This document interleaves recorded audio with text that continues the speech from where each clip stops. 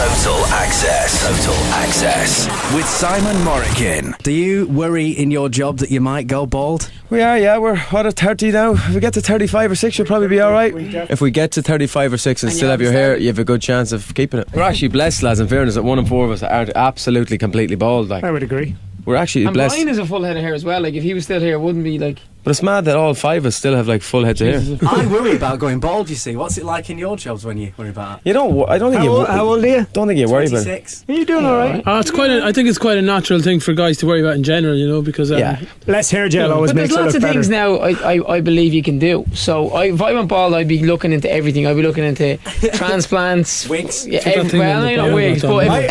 I would want to keep my hair. But I actually reckon I just let it happen. I don't know, I just have this thing in me that it would be We just... might have to ask you to leave the band. If you let it happen, That would be grand. Brian will be coming back. See you later. I have to ask you to leave. Leave.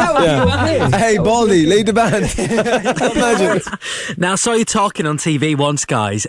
You were saying that Simon Cowell had seen you on TV, and if he thinks you're putting on weight, he'll actually get in touch with you and actually say, guys, you're looking a bit podgy. He told Shane one day. He actually rang me up when it was on the 3rd album. I'll never forget it. I was at home and he rang me up and goes, You need to lose some weight. No. He says, hey Shane. I was like, how's the crack, Simon? He goes, I was watching TV today. Looking a bit fat, kiddo. You're looking a bit fat, kiddo. And I was like, I literally went on the diet and lost about 3 stone in about 2 weeks. It was 7 or 8 years ago, but it definitely caught me on a bit. I definitely lost a bit of weight and started getting my act together. He needs to call you again. Go on, your next question. How does it feel to do your 11th album? That's incredible. It's pretty amazing. Pretty amazing. Yeah, it's great. I mean, we've only had 1 year where we haven't had an album out in 12 years that we've been together, and it's nice to think that we're still getting better 11 albums later. We could have had 12.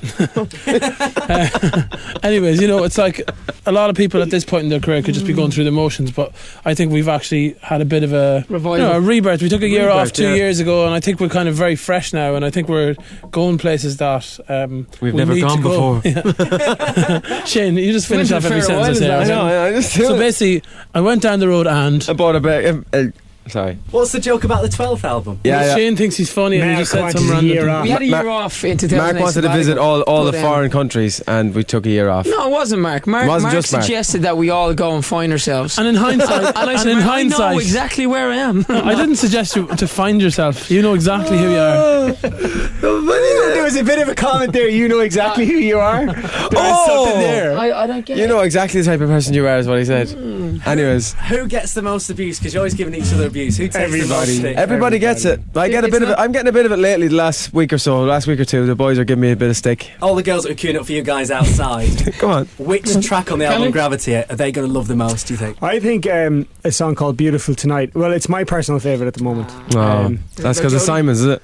No, that's what happened to you. That's what you do. You turn when somebody tells you. Do you hear me? Don't bite back. Just take it on the Just take it, man. Just take it. I have been listening to our album the last 2 days, and that is my favourite song. Your favourite song? That is my favourite song on the album. It's up in my top 5. Like on stage at the arenas, do you ever get bored of these huge venues? No, not at all. I don't think so, no. It's very hard to get bored of a live audience, you know, especially when they're screaming their heads off for 2 hours at you.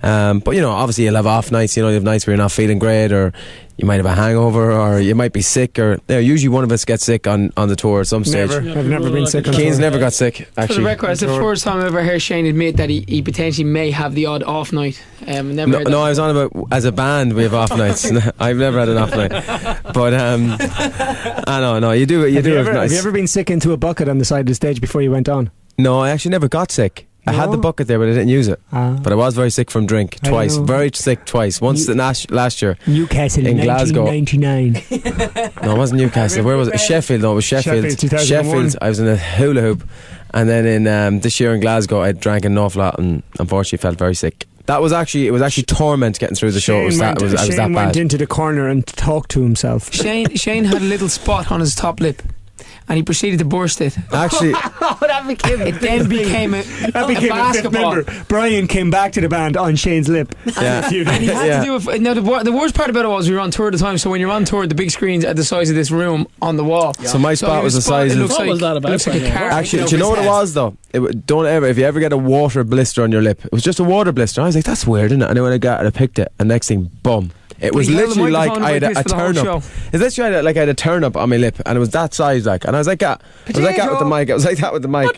Shane, didn't you get one of them on the top of your nose as well one time? The first tour. That was a proper What's spot. going on? Would you get a water blister on your nose as well? No, I never got a water blister. That was a spot, Nicky. Right, who got burnt in the cheek? Did you never get a spot? Actually, very rare to be honest. Mark, you do know, and you get the odd one. They're dingers. Mark, Brian burnt my face with a With cigar. a cigar, that's right. I knew it was He had a something. cigar in his mouth and he hugged me and went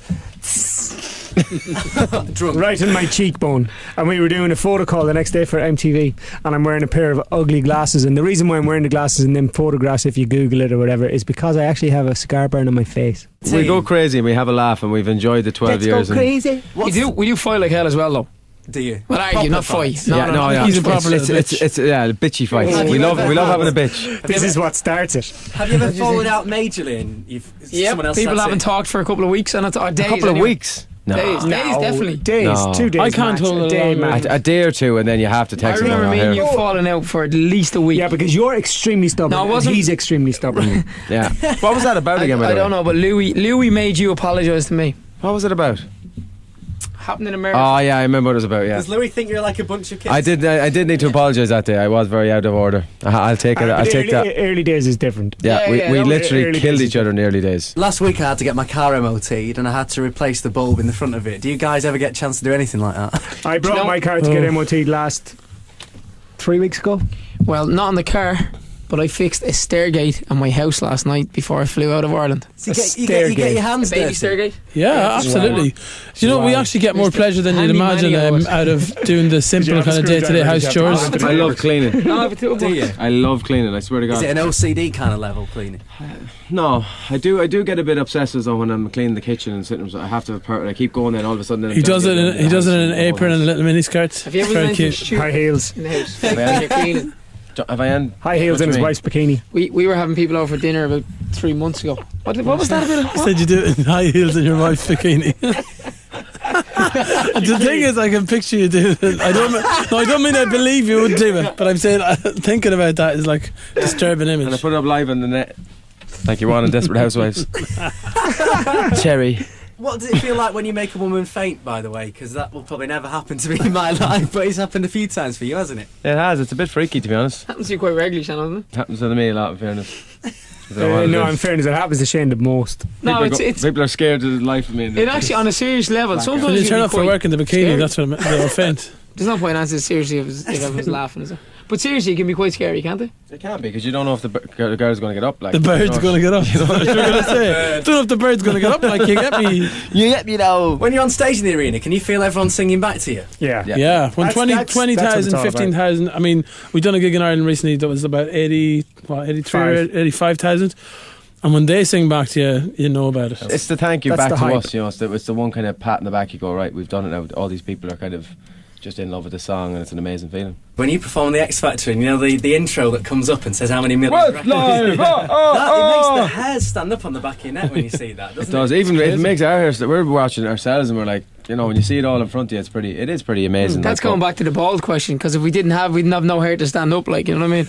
But Luckily, we didn't do the parachute jump. But you know what? Like when you're standing behind that door and you go out on the X Factor and you hear the guy doing the intro and you can't see it at that point. You might have seen it in the rehearsal, but it's, you know, you're kind of well up for it then. The door's buzz you kind of get, open. the buzz you get is unreal. You ever get nervous? Oh, definitely. Still. It's like an anxious nervous though. It's like an anxious feeling. It's like you're busting to get going, and you're kind of like, oh, I hope the first line goes right. You know, you hope you get off to a good start. You know, But that you kind also of. have to and be better than the contestant. That's what you're supposed to be, better than the There's a contestant. pressure, isn't there? Absolutely. there is an added pressure, yeah, but yeah, it's just an amazing feeling. You know, it's the biggest show in the UK, and so many, like everybody, you know, nearly watches the show. Like 1 in 4 people watch it in the UK. Like that's pretty amazing. What about when someone tells you that like a song got them through like a real tough time?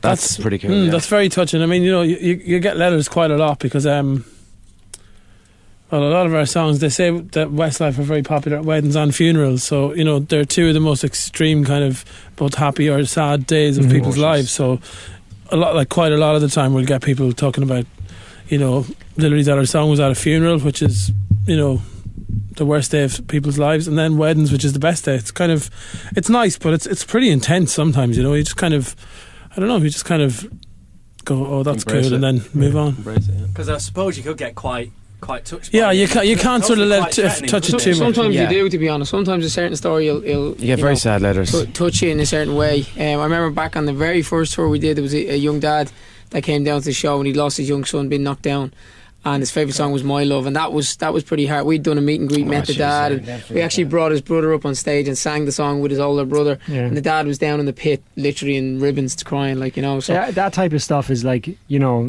that's the type of stuff that really kind of gives you the shivers, because Heavy, isn't it? It's real that's heavy that's stuff. just, you know, for Especially with for kids and anybody stuff to there, it's lose just like- lose their son. Like, I mean, Jesus, if there's something there that, you know, you give people to hold on to, a memory via But song, music or genuinely does. We actually, where we made our video, the video for Safe, it was in a neurological hospital. hospital for neurologically damaged or Yeah.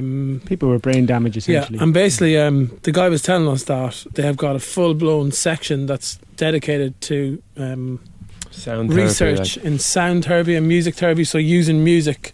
And, you know, you'd expect it to be like, you know, kind of classical music and stuff, but they said that, you know, down from the Spice Girls, and he said our music was in some of the Triggers kind of, memories and stuff for people. you know, it's like it's a very powerful thing, you know. I mean, there's certain songs if I hear now, it'll literally bring me back to being in the room on a certain day, certain smell, certain everything. Yeah. It's a very powerful thing. It's something that the brain understands on a different level, you know. Total Access with Simon Morrigan.